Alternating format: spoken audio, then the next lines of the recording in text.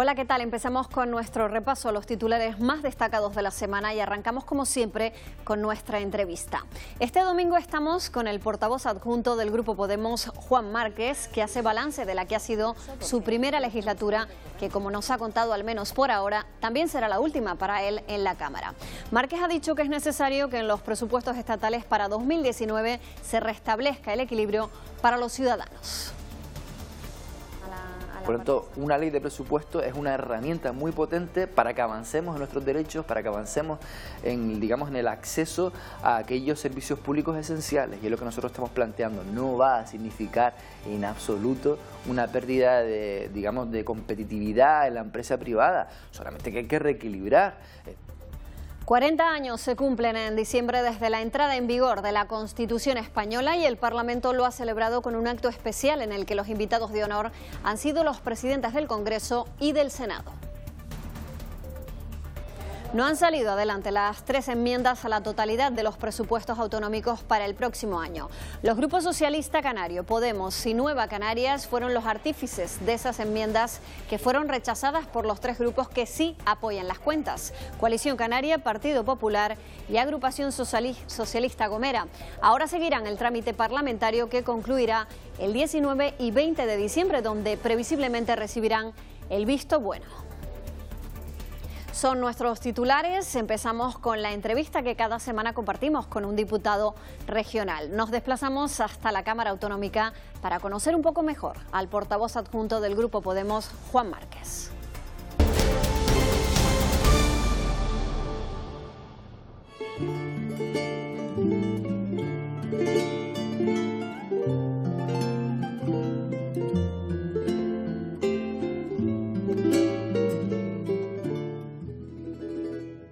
Hablamos hoy con Juan Márquez Fandiño, secretario de Acción Institucional de Podemos, también pertenece al Consejo Ciudadano de Canarias y es portavoz adjunto del grupo parlamentario aquí en la Cámara Autonómica. ¿Qué tal? Muy buenos días, señor Márquez.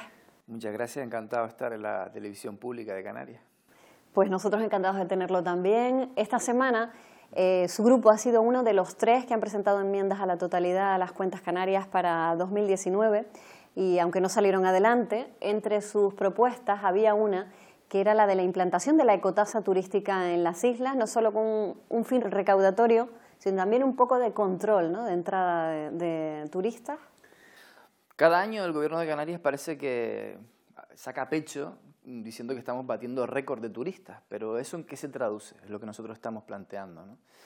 Tenemos un sector turístico que no está generando para el volumen de turistas que recibimos. Una población de poco más de 2 millones de habitantes está recibiendo en torno a 16, 17 millones de turistas. No se corresponde el beneficio que está dejando nuestras arcas públicas, que claro que entra a través del impuesto del IJIC, ¿no?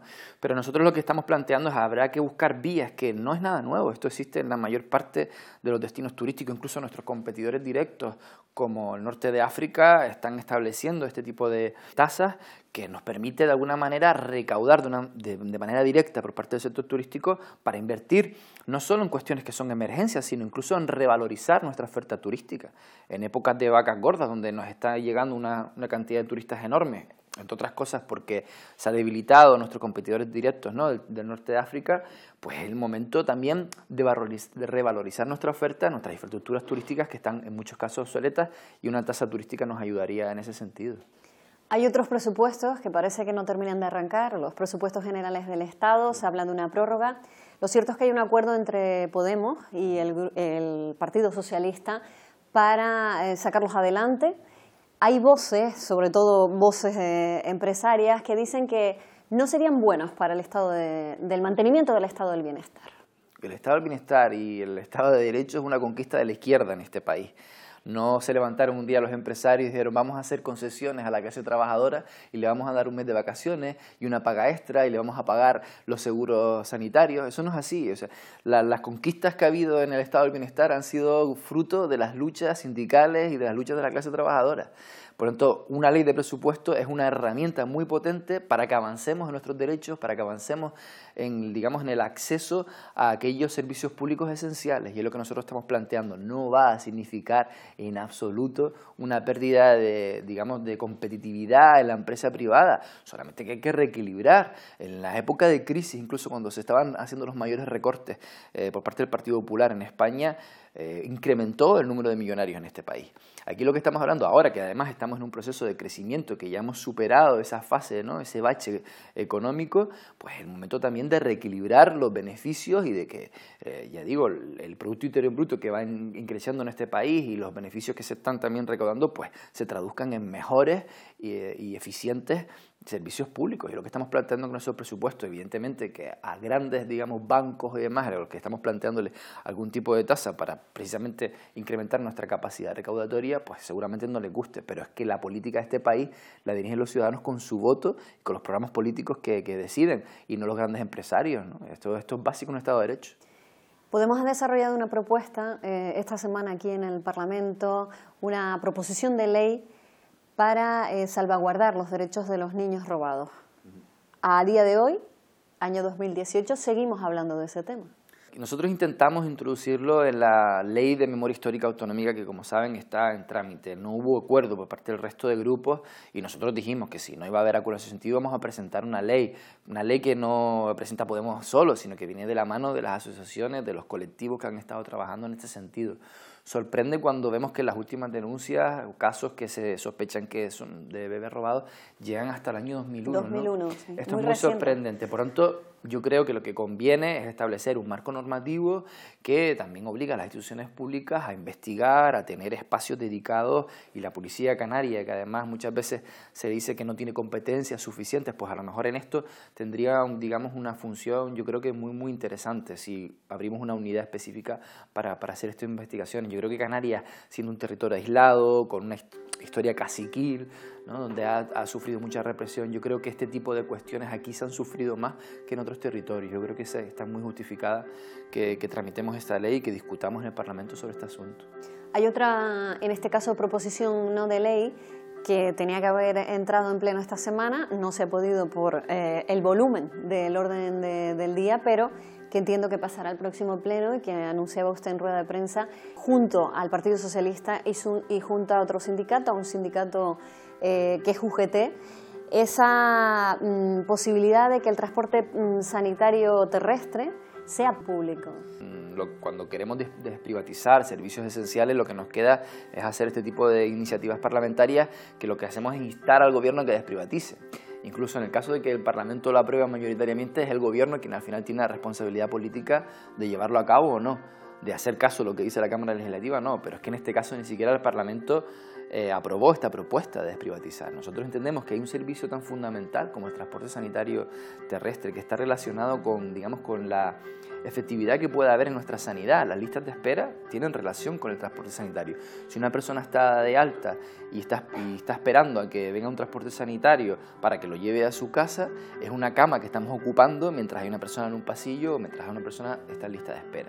Por lo tanto, un buen transporte coordinado es muy importante para la eficiencia sanitaria.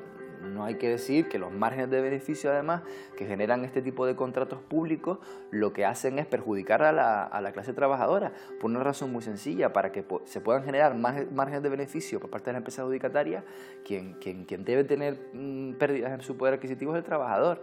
Precarizo a los trabajadores, como no son trabajadores públicos, son trabajadores de empresas privadas, en condiciones mucho peores, y así yo gano margen de beneficio. Con algo como la sanidad, yo creo que es algo absolutamente inaceptable. Por eso presentamos, junto con la Unión General de Trabajadores, la UGT y el Partido Socialista, que también se sumó a esta iniciativa, esta proposición de ley que no ha salido adelante. Yo creo que habrá que esperar a tener un gobierno de izquierdas en Canarias para que no esté atado de pies y manos a los intereses de la empresa privada, de determinados grupos que tienen mucho poder y que deciden sobre políticas públicas, para poder establecer una desprivatización de servicios esenciales como es el transporte sanitario. El año que viene es año electoral, 2019, y ustedes apoyaban que se desvinculara el REF de la financiación autonómica, apoyaban una reforma electoral no tal y como está reflejada en ese estatuto, más profunda, pero va a salir adelante la reforma del estatuto. Sin embargo, no apoyaron la reforma del Estatuto de Autonomía. ¿Por qué? Nosotros tenemos nuestros debates internos, ¿no? Y cuando sale la propuesta del estatuto hubo distintas voces, ¿no? Y al final se debate en el seno de la organización y se decide una serie de cuestiones. Nosotros en el proceso de enmiendas en el Congreso y aportamos casi un 25% de las enmiendas que se aprobaron en Madrid eran enmiendas de Podemos. Por tanto, hay elementos como, por ejemplo, el quitar los aforamientos, la desvinculación del REF, la reforma electoral. Hay una serie de enmiendas muy interesantes que ya están en nuestro estatuto y que son a propuestas de Podemos. Por tanto, hay parte del estatuto que nos gusta y además nos gusta mucho.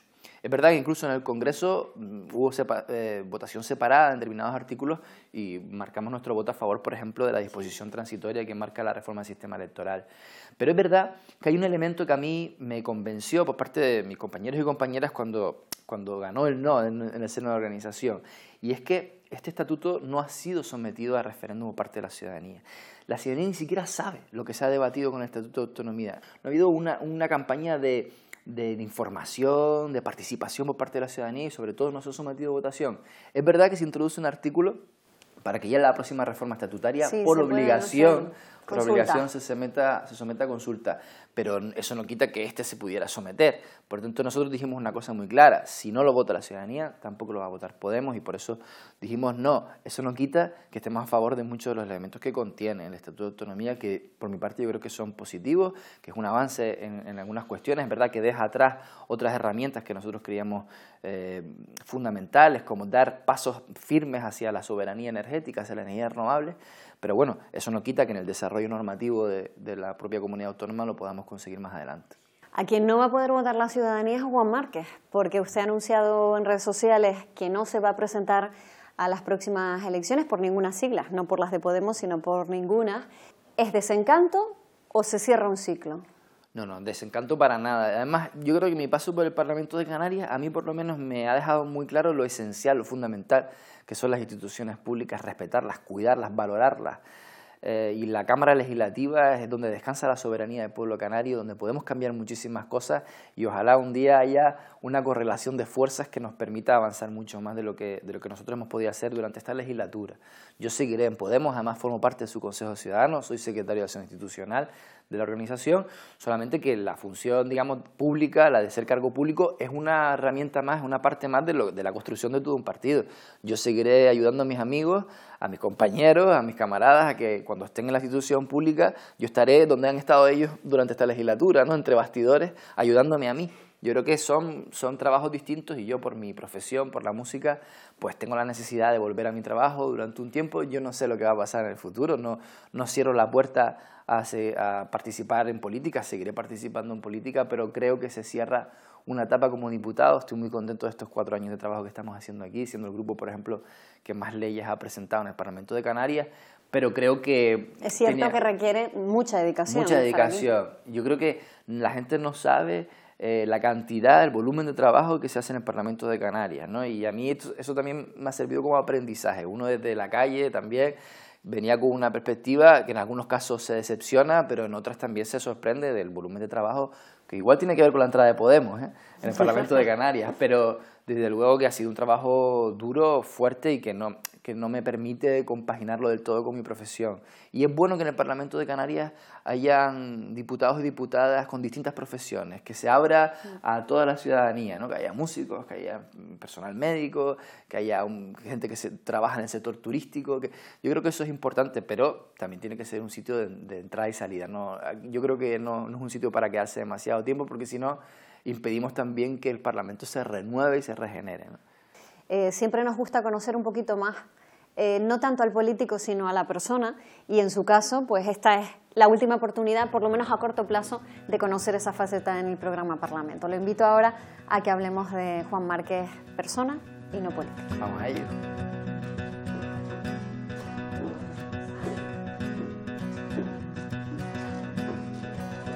Estamos aquí en el hemiciclo, este es su escaño, y me contaba, como es uno de los diputados más jóvenes, el más joven de los chicos, que tuvo que presidir la mesa de edad, y cuando llegó aquí se llevó una cierta impresión, ¿no?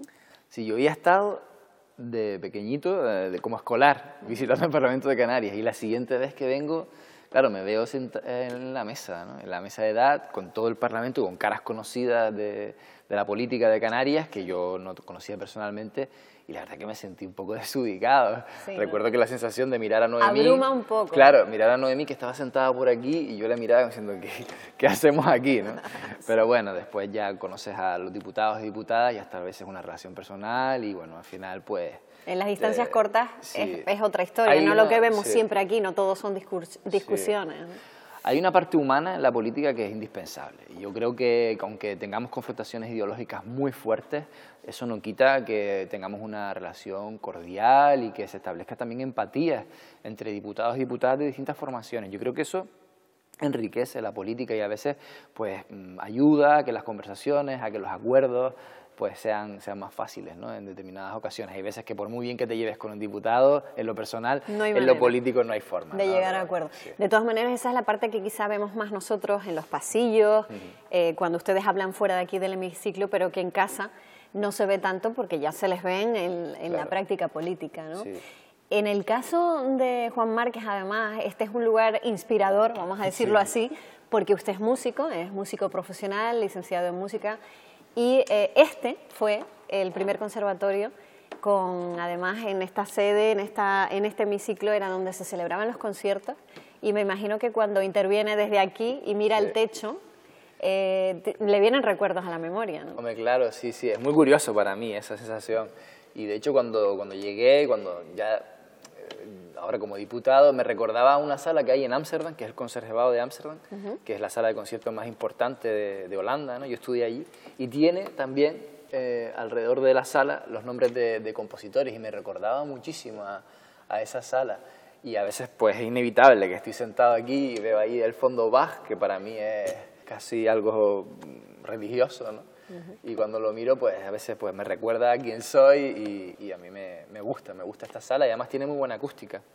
Tiene tan buena acústica. Debería, ¿no? Sí, que a veces precisamente como tenemos altavoces y megafonía y de por sí ya tiene bastante buena acústica, a veces con los micrófonos se pierde un poco, pero cuando vienen a tocar conciertos, que a veces en ocasiones especiales ha habido, es un gusto de sala y me puedo imaginar que como conservatorio sería un sitio muy bonito. Bueno, eso ha pasado esta semana con el acto de conmemoración de los 40 años de la Constitución, que hemos podido aquí escuchar música en directo dentro de la propia sala, del hemiciclo, ¿no? Otro acto también importante que me imagino que se lleva a la memoria, ya que no va a repetir, por lo menos por ahora, la próxima legislatura, son recuerdos también que tiene y anécdotas que se han producido aquí, ¿no? Ha habido anécdotas de todo tipo, ha habido anécdotas de enfado, ¿no? De crispación. Y también ha habido alguna anécdota graciosa. Y además yo sentado aquí al lado de mi compañero Paco Denis, debo reconocer que tiene mucho sentido del humor. Al cual quiero muchísimo y es un gran diputado y tiene un muy buen sentido del humor y ha habido momentos en los que pues, me llevo muy gratos recuerdos, ¿no? Muy gratos recuerdos. Recuerdo una vez al Jesús Ramos Chinea, que si lo ve esto se va a reír, de Agrupación Socialista Gomera, que hablando de recuerdo que era una profesión de ley sobre el cuidado de los animales, decía que muchas veces cuando llegas a casa tu perro te recibe mejor que tu mujer y a veces aquí se formó un corrillo. Bueno, además es que él tiene 3 perros, porque nosotros lo conocemos bien también en el programa y nos ha contado que tiene mucho amor a los animales. Bueno, le deseamos muchísima suerte y muchísimos éxitos en el camino que vuelve a recuperar ahora, y si volviera a la política, pues nosotros esperamos seguir aquí también. Bueno, no digo que no, para mí es un placer estar en la televisión pública y una de las cosas que me llevo de esta legislatura también es trabajar por los trabajadores de la televisión pública, por tener un medio de calidad que para nosotros es fundamental en un territorio como Canarias. Así que muchísimas gracias. Pues muchísimas gracias a usted, Juan Márquez Fandeño, diputado del Grupo Parlamentario de Podemos.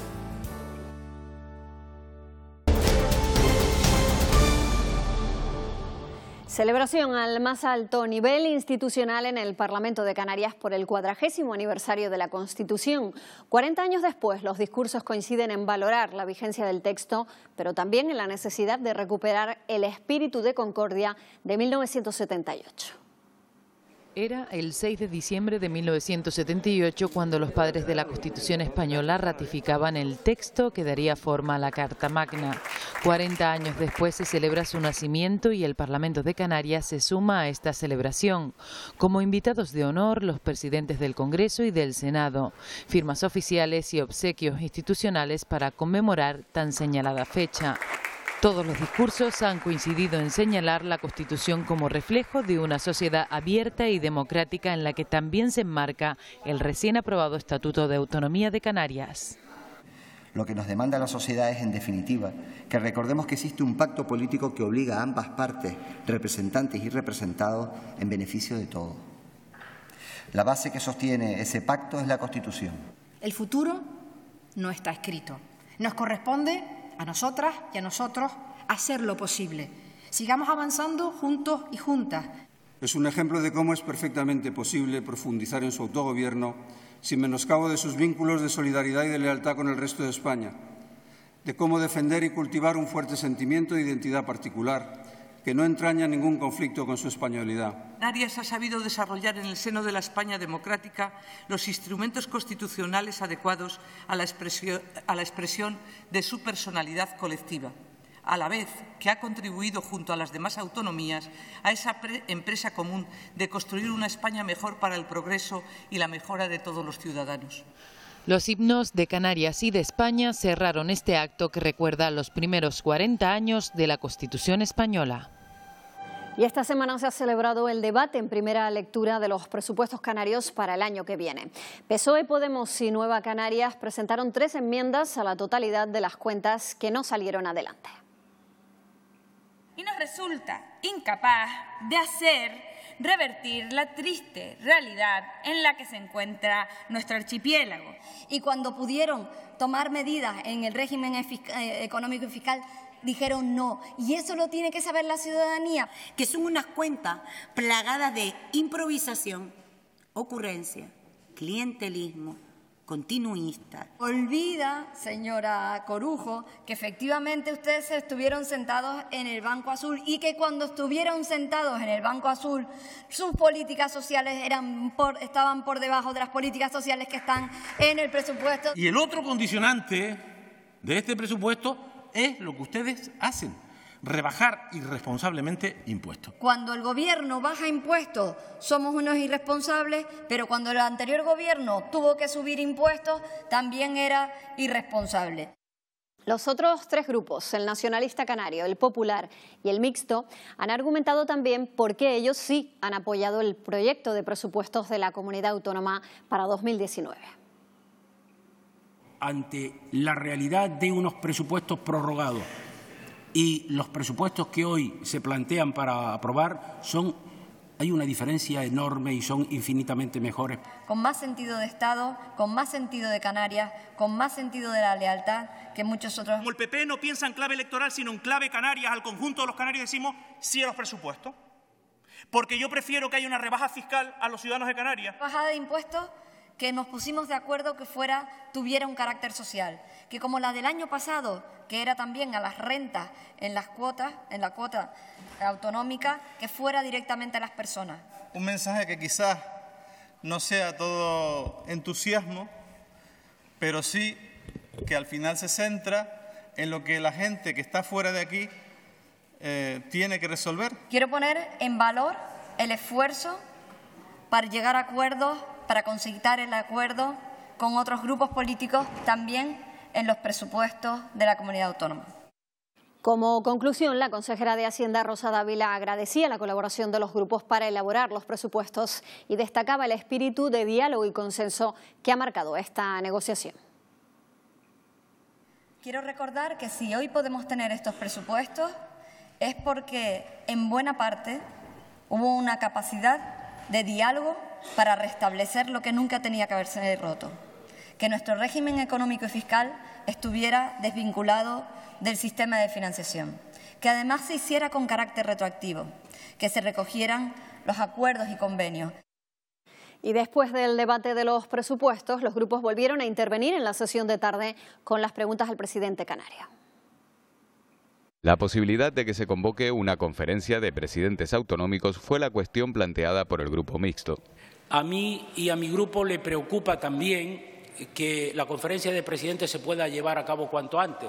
El presidente Sánchez lo que me dijo es que creía poder terminar a finales de año la reunión con todos los presidentes autonómicos para poder celebrar esa conferencia de presidentes en el primer trimestre del año 2019. Los grupos Socialista y Nueva Canarias preguntaron a Clavijo sobre el llamado caso Grúas. Pero lo que sí me inquieta es la imagen del presidente del Gobierno de Canarias y de la institución que preside. Y de manera especial las dudas que se generan sobre la imparcialidad de los poderes del Estado. No hemos cuestionado en ningún momento las decisiones judiciales. Todavía ni siquiera tengo el informe sobre el fondo del asunto de la Fiscalía, señor Rodríguez, con un objetivo claro, que es la de desprestigiar mi imagen y bajar las expectativas electorales de mi partido político. Han acusado ustedes, además, a la Fiscalía de un retraso intencionado. No considero que el aforamiento haya sido un privilegio, todo lo contrario, en este proceso lo que ha hecho es perjudicarme.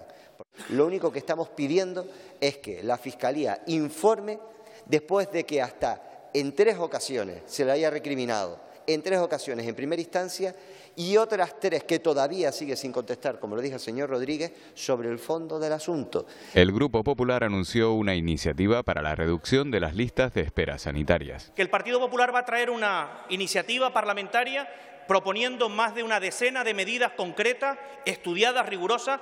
Es curiosa esta iniciativa cuando más estamos bajando la lista de espera desde el momento que se tienen datos. Yo le vuelvo a decir que estamos encantados de que aporte esa sugerencia. El documento que yo he visto son 5 medidas que son muy poco concretas. Podemos expuso los problemas actuales de acceso a la vivienda para la población residente en el archipiélago. Llevan ustedes desde el año 2012 sin plan de vivienda. La regulación en cuanto al alquiler vacacional es completamente ínfima e insuficiente. Ninguna comunidad autónoma tiene 40.000 viviendas en parque público, porque es que además ni siquiera las podríamos asimilar como mercado. Otro de los puntos de interés fue el proyecto de AENA para el aeropuerto Tenerife Sur. ¿Qué posición tiene su Gobierno acerca de la política de AENA en materia de infraestructuras aeroportuarias en Canarias y especialmente ante el anuncio de la que en este momento proyecta para el aeropuerto de Tenerife Sur? Se nos quiere imponer un proyecto del que no tenemos conocimiento, sino tan solo una infografía y que desde luego no sabemos si obedece a las necesidades reales, que creemos absolutamente que no. Clavijo cifró en 100 millones de euros el beneficio anual que genera el aeropuerto Tenerife Sur. 63 de los 88 ayuntamientos han firmado un convenio de colaboración con la Consejería de Políticas Sociales para recibir y valorar las solicitudes de ayuda transitoria para pensionistas canarios retornados de Venezuela. El Pleno debatió la iniciativa y pidió al Gobierno que rebaje los requisitos de acceso a esas ayudas. Son pensionistas venezolanos protestando en las calles de Caracas a finales del pasado mes de agosto. Lo que piden es poder cobrar su pensión. Es muy duro irse de su casa con lo puesto, atravesar un océano para luego mendigar lo que por justicia y derecho es suyo. Debemos de seguir haciendo un ejercicio de intentar buscar salida a esas personas que de alguna forma siguen garantizando que ellos cobraban pensiones y que si apareciera la documentación probablemente tendrían derecho a la misma. Los grupos coincidieron al pedir al Ejecutivo que facilite los requisitos necesarios para que los inmigrantes venezolanos en Canarias puedan acceder a las ayudas disponibles. Animamos al Gobierno de Canarias a que siga en ese trabajo para que llegue al mayor número de personas a esas ayudas y que lo haga de manera eficiente a pesar de las trabas administrativas, de las dificultades que encuentra, y eso, señora consejera, tiene todo nuestro apoyo. En los 2 últimos años, señorías, se estima que han llegado a Canarias unos 2.000 venezolanos retornados de la octava isla, muchos de los cuales son jubilados y jubiladas, que ni pueden trabajar ni reciben una pensión por la que llevaron o por la que cotizaron durante toda su vida. El hecho de que esta comunidad autónoma haya sido pionera diseñando este convenio y que haya podido al menos acceder a esas 225 personas me parece algo loable. España debe reconocer que Venezuela no paga las pensiones, porque el problema es que figuran como beneficiarios de una pensión que no cobran desde el año 2015 y por lo tanto se les desestiman las ayudas. 560 personas han tramitado hasta ahora la documentación para recibir la ayuda. De ellas, más de 300 tienen dificultades para completar la acreditación requerida. Abuelos, padres, tíos, amigos que pasaron toda una vida trabajando en Venezuela, que volvieron con su pensión en el bolsillo y que una vez aquí dejaron de cobrarla. Esa es la característica del beneficiario de la ayuda que se planteó y la que hemos estado tratando de atender. Los 6 grupos parlamentarios aprobaron por unanimidad una proposición no de ley para instar al Estado a formular una declaración general de protección temporal para los ciudadanos venezolanos mientras se encuentren en España. Podemos quiere ayudar a las familias afectadas por casos de menores robados a aclarar qué ocurrió con ellos y a reparar el daño. Para eso han presentado una propuesta de ley que esperan que pueda aprobarse antes de que acabe la legislatura. La lejanía y la pobreza de Canarias fueron 2 factores que Podemos considera determinantes para que en las islas hubiese una cantidad importante de menores robados. Había que reparar todas las heridas de esas personas que habían sufrido de una manera u otra. Con esta proposición de ley se quiere propiciar el acceso de las familias a la información mediante un banco de datos y también de ADN. Además, garantizar la tutela judicial gratuita y la creación de una unidad especial de la Policía Canaria con 4 agentes dedicados a investigar. No puede ser que la gente con carácter individual esté buscándose en esta situación. Tienen que ser los poderes públicos quienes ofrezcan, de alguna manera, que esos 3 aspectos que se planteaban, que era verdad, justicia y reparación, de alguna manera se responda a ellos totalmente. Desde Podemos confían en contar con el apoyo del resto de grupos para que la ley pueda salir adelante cuanto antes. El trastorno límite de la personalidad lleva a quienes lo padecen a no poder controlar sus impulsos, a autolesionarse e incluso a tener ideas suicidas. Por eso, desde la asociación que representa a esas personas, se pide ayuda al Parlamento. Unas 1000 personas lo padecen en toda Canarias, según datos de la propia asociación. El trastorno límite de la personalidad acarrea, según han contado sus familias, problemas de autocontrol y para relacionarse con el entorno, además de daño hacia sí mismos y hacia quienes les rodean. Se autodestruyen, tienen altos niveles de sufrimiento personal y, por lo tanto, familiar, y intentos de suicidio. Todo esto, sin un control externo, conlleva un peligro tanto para ellos, los afectados, como para las demás personas. Piden medidas específicas como un centro de día o urgencias psiquiátricas y que se preste especial atención a los adolescentes para prevenir futuros casos. Esto hay que hacer una prevención a nivel de la adolescencia, porque algo ocurre. Y si esto no se para pronto, aquí vamos a tener un problema grave. Al margen de la salud mental, en la comisión también se aprobó una proposición no de ley para impulsar los hospitales del norte y del sur de Tenerife. La Comisión de Hacienda dio el visto bueno a la proposición de ley del Partido Socialista para facilitar el acceso a la vivienda a los colectivos con más necesidades mediante la rebaja de impuestos. También compareció la consejera de Hacienda, Rosa Dávila, que cifró en 1.637 millones la recaudación del IGIC hasta el mes de septiembre.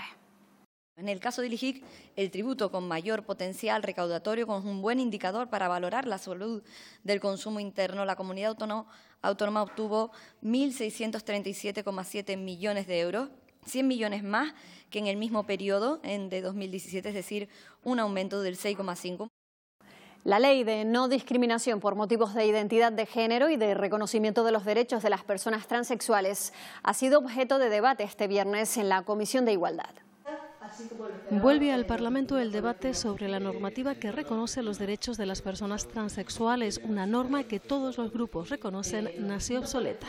No es posible que todavía a día de hoy sigamos pidiendo informes psicológicos para ver si la petición de cambio de sexo es una idea pasajera o no se está estable psicológicamente cuando se pide. Es urgente que el Ejecutivo se ponga las pilas, ya usted ha dicho lo que están haciendo, pero bueno, las pilas deben ser de Duracell, porque no podemos seguir a un ritmo sin prisa. Coinciden todos los grupos en que la ley ha quedado obsoleta, aunque insisten en la necesidad de garantizar su cumplimiento hasta que se apruebe un nuevo texto. Y nos preocupa mucho que en sanidad, sabiendo que está bastante avanzado, no se haya trabajado, no se haya culminado, tampoco en empleo. Entendemos que el Gobierno de Canarias, independientemente que nos parece muy bien que, por supuesto, la actual ley está obsoleta y que hay que trabajar en una nueva ley, sin embargo, tenemos una ley que está en vigor y que hay que cumplir. Por tanto, terminará la legislatura y no estará aprobada esta ley.